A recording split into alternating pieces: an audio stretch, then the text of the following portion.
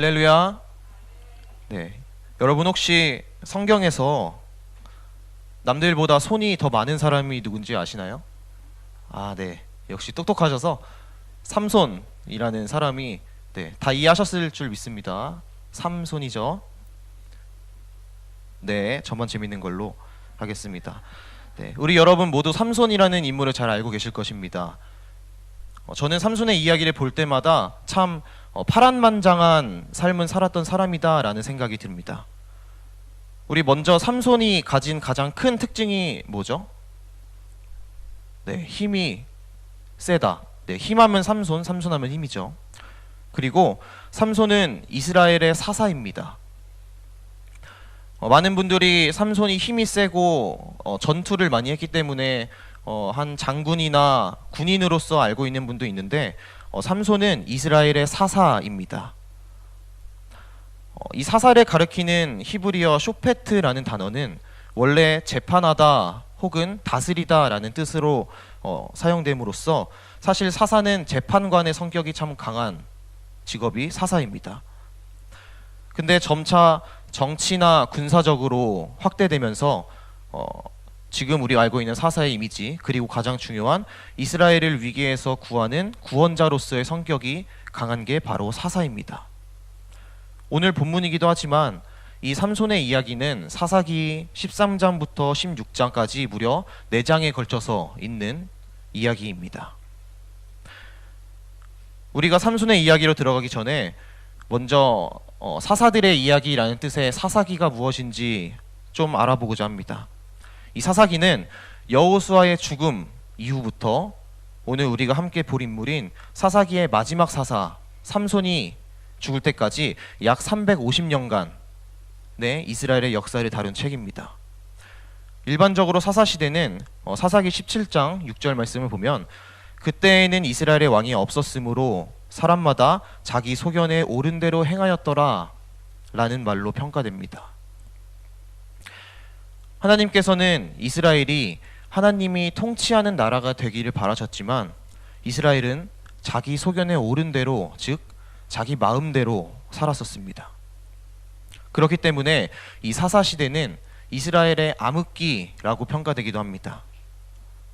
심지어 백성들뿐만 아니라 제사장, 레위인, 또 나실인들까지도 모두 죄를 짓고 하나님의 뜻대로 살지 않았던 시대가 바로 사사시대입니다. 하지만 이렇게 암흑의 시대이고 사람들은 하나님의 말씀대로 살지 않고 자기 마음대로 살았던 시대이지만 하나님은 여전히 그들을 포기하지 않으시고 그 안에서 하나님의 구원의 역사를 이루어 가셨습니다. 오늘도 여전히 우리를 포기하지 않으시며 나의 삶 속에서 역사하시는 그 하나님의 손길을 느끼시는 여러분이 되기를 소망합니다. 우리가 사사기를 보다 보면 한 가지 공통적인 구조가 나타납니다. 먼저 이스라엘 백성이 우상 숭배나 어떤 것을 통해서 하나님 목전에 악을 행합니다. 그런 이스라엘 백성에게 하나님은 주로 이방 나라를 통해서 징벌을 내리시죠. 그래서 그 이방 나라의 침략을 받고 이방 나라의 압제 속에 살게 된 이스라엘 백성은 하나님께 부르짖으며 회개를 합니다. 그때 하나님은 그 부르짖음을 들으시고 사사를 보내셔서 이스라엘을 다시 구원하시죠. 그러나 이 사사가 죽고 나서는 이게 다시 한번 반복이 됩니다. 화면을 보시면은 악행, 징벌, 회개, 구원이 반복되는 것을 알 수가 있습니다. 이 모습을 보면 어쩌면 이 사사시대의 모습이 우리의 모습과도 닮아있는 모습이다라는 생각이 듭니다. 우리의 삶 속에서 항상 하나님의 징벌이 있는 건 아니지만 우리도 항상 죄를 짓고 회개를 하고 하지만 뒤돌아서면 다시 한번 또 죄를 짓고 있는 모습을 발견할 수 있습니다. 우리가 함께 지금 살펴보고 있는 이 사사기 전체의 핵심 주제는 이스라엘의 참된 왕은 하나님이시다라는 것과 하나님은 그의 백성을 포기하지 않으시고 사랑하시는 분이시다라는 것입니다. 이 말씀을 우리의 삶 속에서도 적용해서 나의 삶의 주인은 하나님이시고 그 나의 삶의 주인이 하나님은 나를 끝까지 포기하지 않는 분이시다라는 것을 기억하시기 바랍니다. 죄인인 나를 끝까지 사랑하시는 분이 바로 나의 삶의 주인이신 하나님이시며, 그 나의 삶의 주인이신 하나님을 인정하고 그 하나님의 말씀에 순종할 때에 우리의 죄의 문제가 끊어질 수 있다는 것입니다. 그런데 우리가 볼 삼손의 이야기를 보면 방금 말씀드린 그 공통된 구조, 악행, 징벌, 회개, 구원이라는 그 구조와 조금 다른 부분이 발견됩니다. 일단 삼손이 태어나기 전 이스라엘의 상황을 보면 당시 이스라엘은 블레셋이라는 나라의 압제를 받고 있었습니다. 이 블레셋이라는 나라는 구약 성경에서 굉장히 많이 등장하는 나라죠. 오늘날까지도 이스라엘과 분쟁하고 있는 그 팔레스타인의 어원이 바로 이 블레셋입니다. 이 블레셋은 이스라엘을 정말 많이 괴롭힌 나라로서 성경에 자주 나오는데, 해양 문명을 바탕으로 강력한 철기 문화를 형성한 바로 그런 나라였습니다. 오늘 이스라엘은 우상 숭배로 인해서 이스라엘의 그런 숙적과도 같은 블레셋에게 40년 동안 압제를 받고 있었습니다. 여기까지는 앞서 살펴본 공통적인 구조와 딱 맞죠. 이스라엘이 악을 행하고 하나님이 블레셋을 통하여서 징벌을 내리셨다.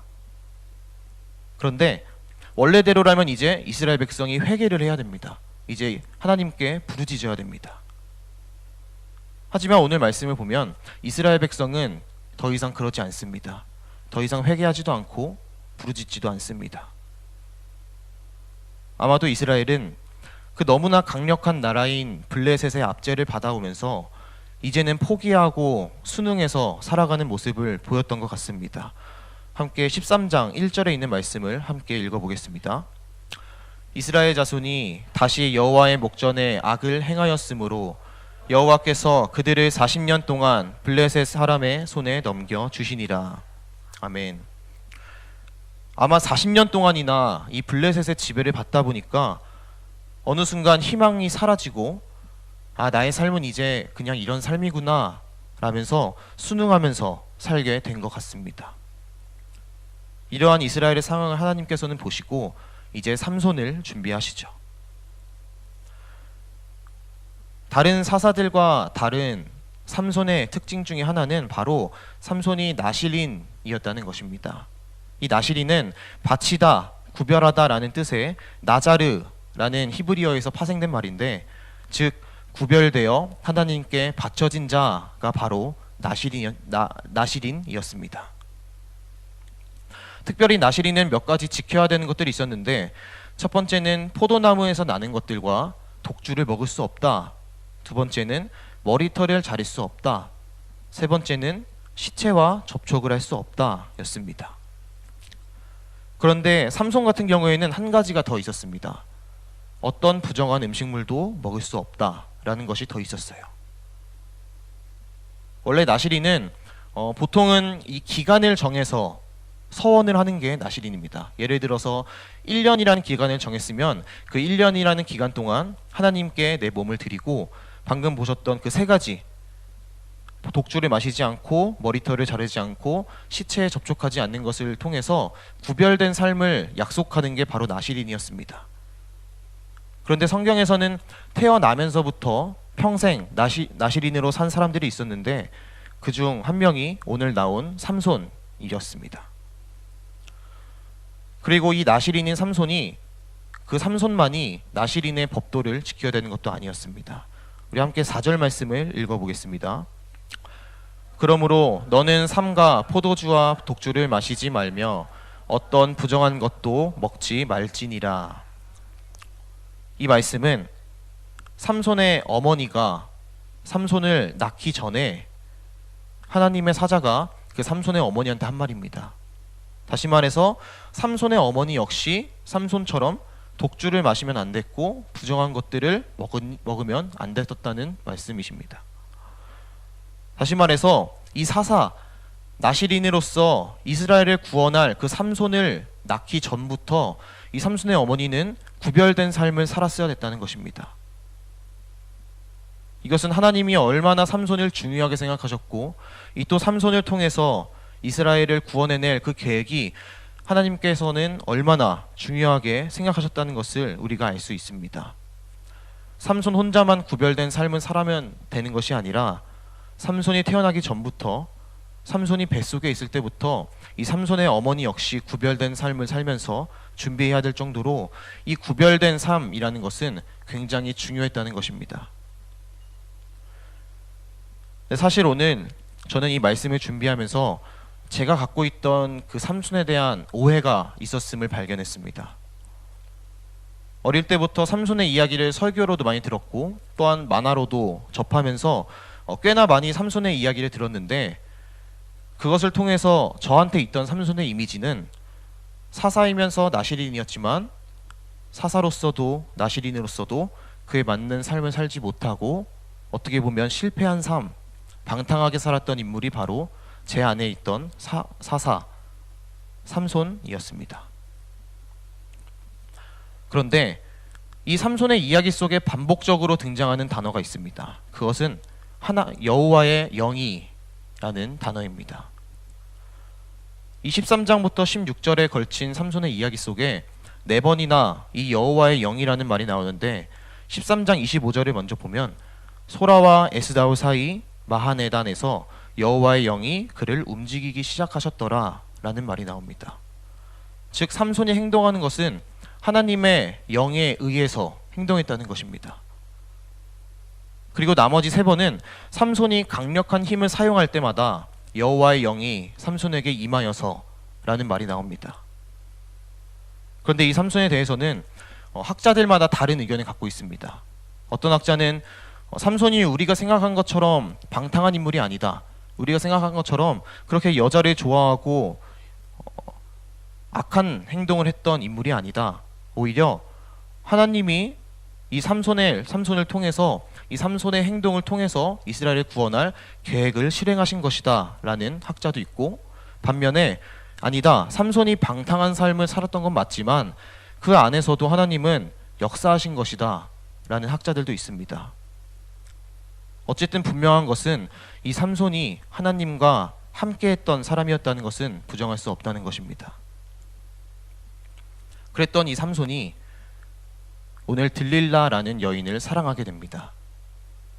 이 들릴라라는 여인은 블레셋 사람이었는데, 이 삼손이 블레셋 여인을 사랑하게 됐다는 사실을 알게 된 이 블레셋의 방백들, 지금으로 따지면 지도자들이 이 들릴라에게 접근합니다. 그래서 이 삼손의 힘의 근원을 파헤쳐라, 그리고 삼손을 잡을 수 있게 해라 라고 말을 합니다. 그래서 들릴라는 삼손의 그 힘의 근원을 캐내려고 합니다. 사사기 16장에 보면 총 4번에 걸쳐서 들릴라는 그 삼손의 비밀을 캐내려고 하는 것을 알 수 있습니다. 그래서 들릴라는 삼손에게 굉장히 단도직입적으로 물어봅니다. 우리 함께 읽어보겠습니다.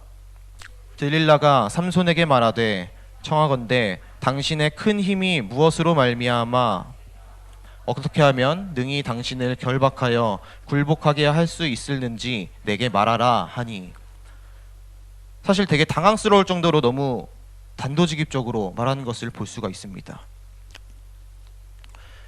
이런 들릴라의 질문에 이 삼손이 블레셋 사람들이 뒤에서 꾸민 일이라는 것을 아는지 모르는지 어쨌든 대답을 합니다.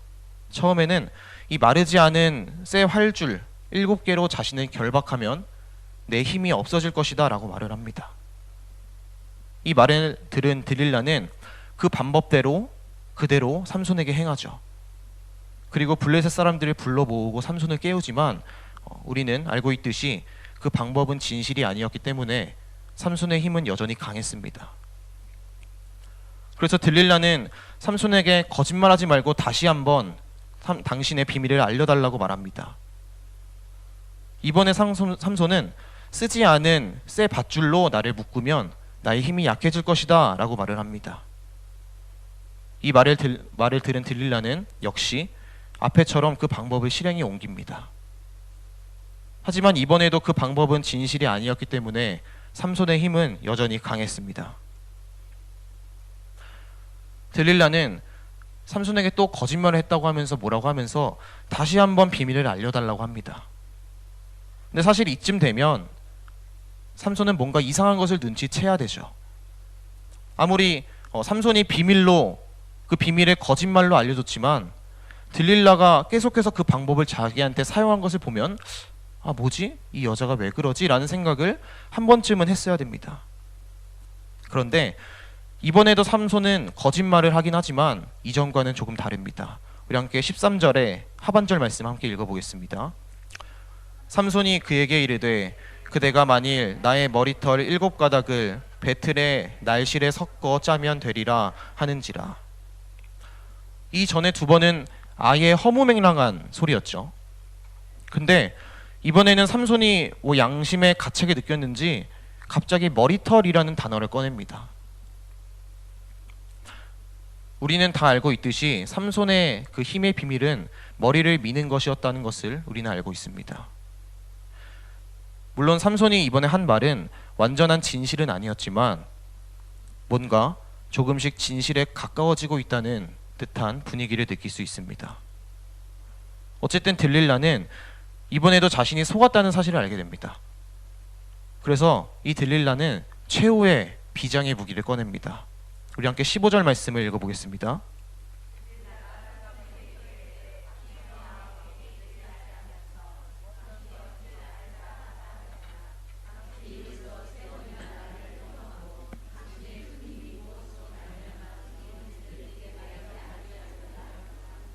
네, 쉽게 말하면 이거죠. 오빠 나 사랑하는 거 맞아? 이렇게 물어보는 거죠. 아니 사랑하는데 왜 거짓말해? 사랑하면 나한테 말해줘 라고 들릴라가 날마다 삼손을 재촉합니다. 쉽게 말하면 삐져있는 척을 하는 거죠. 삼손이 다음날 돼서 들릴라한테 우리 뭐 먹을까 물어봤는데 아니 뭐 사랑하지도 않는데 뭘 먹어 막 이러면서 막 날마다 재촉을 하는 거죠. 들릴라가 이렇게 나오니까 16절 말씀에 삼손의 마음이 번뇌하여 죽을 지경이다 라고까지 말합니다. 삼손이 얼마나 이 들릴라를 사랑했으면 또 들릴라가 얼마나 집요하게 삼손을 재촉했으면 죽을 지경이라고까지 성경에 설명하고 있습니다. 결국 삼손은 진심을 드러내어 들릴라에게 힘의 비밀을 말하죠. 그 비밀은 머리카락을 자르는 것이었습니다. 우리 함께 19절 말씀을 한번 읽어보겠습니다. 자기 무릎을 베게 자게 하고 사람을 불러 그의 머리털 7가닥을 밀고 괴롭게 하여 본즉 그의 힘이 없어졌더라. 그런데 참 이상한 게 있습니다. 이 삼손은 자신의 이제는 진짜 힘의 비밀을 말했는데 들릴라의 무릎을 베고 잠을 잡니다. 이 무릎을 베고 자는 모습을 상상해 보면은 너무나도 머리를 자르기 쉬운 자세라는 것을 알 수 있죠. 그렇게 삼손은 머리가 잘리고 힘을 잃고 맙니다. 이제 저는 세상에서 가장 슬픈 이야기를 알려드리려고 합니다. 우리 함께 20절에 있는 말씀을 읽어보겠습니다.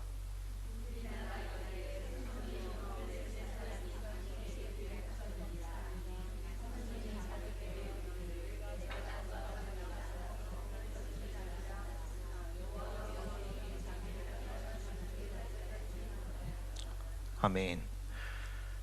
블레셋 사람들이 자신을 잡으러 온 사실을 깨달은 삼손은 뒤늦게 힘을 써보려고 하지만 하나님은 이미 삼손을 떠나셨고 삼손은 그것을 깨닫지 못한 채 잡히고 맙니다.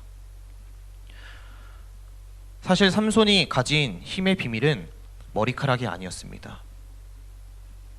머리카락이 있으면 힘이 있고 머리카락이 없으면 힘이 없는 것이 아니었습니다. 이 머리카락은 삼손의 나시린으로서의 정체성을 나타내는 것이고 또한 그것에 대한 증거였습니다. 사실 삼손의 힘이 사라진 것은 머리카락이 잘렸을 때가 아닌 오히려 들릴라에게 진심을 드러내어서 힘의 비밀을 말했을 때라고 볼 수 있습니다. 앞서 말씀드렸다시피 삼손은 사사이자 나시린이었습니다. 나시린은 구별되어 하나님께 바쳐진 자라고 말씀드렸습니다. 이것은 즉 내 삶의 주인이 하나님임을 인정하고 하나님의 통치 아래서 거룩하고 구별된 삶을 살아야 함을 뜻합니다. 이스라엘이 블레셋의 오랜 통치를 통해서 희망을 포기하고 결국 현실에 순응해서 세상에 동화된 채로 살아갔듯이 그렇게 사는 것이 아니라 세상 속에 살지만 하나님의 자녀로서 정체성을 지키고 구별된 삶을 살아야 하는 것이 바로 삼손이 살았어야 될 나실인으로서의 삼손이었습니다. 하지만 삼손은 자신이 사랑하는 그 여인의 집요한 질문에 결국 자신의 비밀을 공개합니다. 이것은 삼손의 마음속에는 이미 하나님보다 들릴라라는 이방 여인이 더 커져 있음을 뜻합니다. 삼손은 마땅히 거룩하고 구별된 삶을 살아야 하는 사람이었지만 그러지 못해서 이방 여인에게 마음을 주었고 결국 그것은 삼손이 세상에 물들었다라는 것을 뜻하게 됩니다. 하나님의 자녀인 우리가 이 세상 속에 살면서 나의 정체성을 굳건히 지키며 세상과는 구별된 삶을 살아야 하지만 만일 그렇지 못한 채 세상에 물들어간다면 죄송하지만 끝입니다. 삼손은 여전히 하나님이 자신과 함께 하실 줄 알았지만 하나님은 삼손을 떠나셨고 삼손은 이를 알지 못했습니다. 그리고 삼손은 블레셋 사람들에게 잡혀 눈이 뽑히고 큰 맷돌을 돌리는 노예와 같은 사람으로 전락했습니다. 이것이 세상에서 가장 슬픈 이야기입니다. 이보다 더 슬픈 말씀이 어디 있을까요? 나는 하나님이 나와 함께하는 줄 알았는데 하나님은 나를 떠나셨다. 어떻게 보면 삼손에게는 참 억울한 일일 수도 있습니다. 왜냐하면 삼손은 하나님의 영이 이끄는 대로 갔었고 힘을 사용할 때마다 하나님의 영이 임해서 사용했기 때문에 하나님과 동행했던 사람이라고 볼 수 있는데 이 사건은 어떻게 보면 삼손에게 있어서 단 한 번의 실수일 수 있습니다. 하지만 그 단 한 번의 실수가 하나님에게서는 가장 중요하고 가장 큰 실수였던 것입니다. 처음에 제가 사사기의 핵심 주제가 이스라엘의 참된 왕은 하나님이시다라고 말씀드렸습니다. 이스라엘뿐만 아니라 나의 인생의 참된 왕, 나의 인생의 참된 주인은 하나님이심을 믿으시기 바랍니다. 하지만 오늘 삼손은 이 가장 중요한 사실을 잊어버린 것입니다. 하지만 이스라엘의 참된 왕이 하나님이라는 것과 동시에 또 하나의 핵심 주제는 하나님은 그의 백성을 포기하지 않으시고 사랑하는 분이시다라는 것이기 때문에 이어서 희망의 말씀이 선포됩니다. 함께 22절 말씀을 읽어보겠습니다. 그의 머리털이 밀린 후에 다시 자라기 시작하니라. 이 구절로 인해서 하나님은 아직 삼손을 포기하지 않으셨고 그 삼손을 통해 이스라엘을 구원해낼 하나님의 그 크신 구원의 계획은 아직까지 유지되고 있음을 알 수 있습니다. 이스라엘을 아직 포기하지 않으신 하나님의 사랑을 느낄 수 있는 구절이죠. 말씀을 정리하겠습니다. 이스라엘의 사사이자 나실인으로서 구별된 삶을 살아야 하는 삼손이었습니다. 삼손은 사사로서 행동할 때 하나님과 동행했던 사람이었죠. 하지만 삼손은 들릴라라는 블레셋 여인에게 마음을 빼앗겼습니다. 그리고 그녀에게 나실인의 비밀을 알려줌으로써 자신의 힘을 잃게 됩니다.